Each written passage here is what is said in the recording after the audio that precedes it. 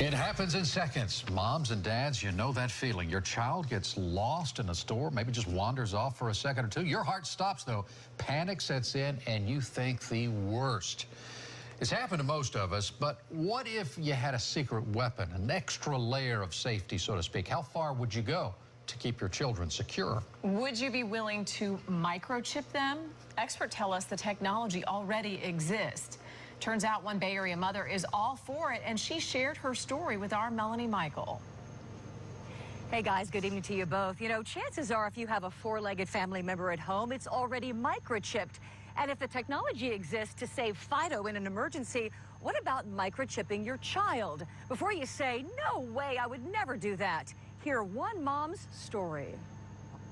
It's the longest 2 seconds of your life, and it's absolute panic. I want my son back. We've seen it in movies. This is my daughter! Over and over again, children gone missing. It's terrifying. For Stephanie Rodriguez-Neely, life is busier than ever, with 4 children, including a newborn.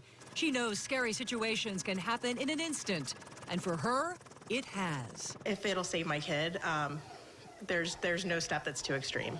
Stephanie's teenage daughter is a special needs child, prone to wander off and trust strangers. For that very reason, Stephanie wholeheartedly welcomes microchipping a child.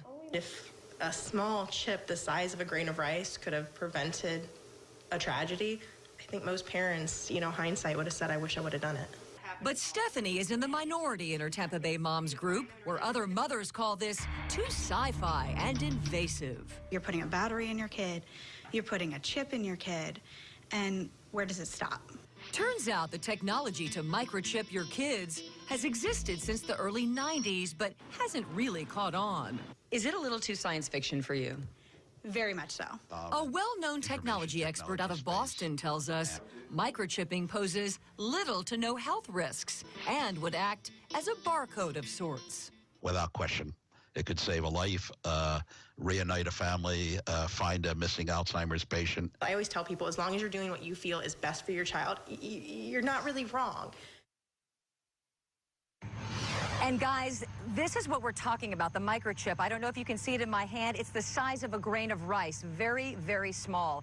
And the expert that we spoke with actually tells us that barcodes were introduced in the late 1960s. And back then, people thought, this is way too invasive and too weird. And now barcodes are so commonplace that we don't even think about them anymore. The expert tells us this will happen sooner rather than later. Well, and Mel, you said that the technology's been around since the 90s or whatever, but I mean, have companies actually tried this? That's a different scenario. Two of them, as a matter of fact. Both of those companies ended up going defunct. They tried initial public offerings. It did not go through, but you can bet somewhere, someday, someone is going to pull this off, and we could see those microchips in everyone.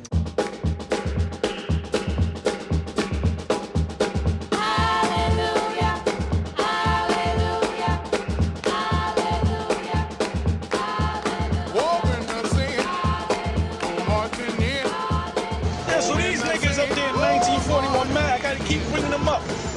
They're making videos, making parodies. We're teaching, we're waking people up, man. Right. We're bringing you to righteousness.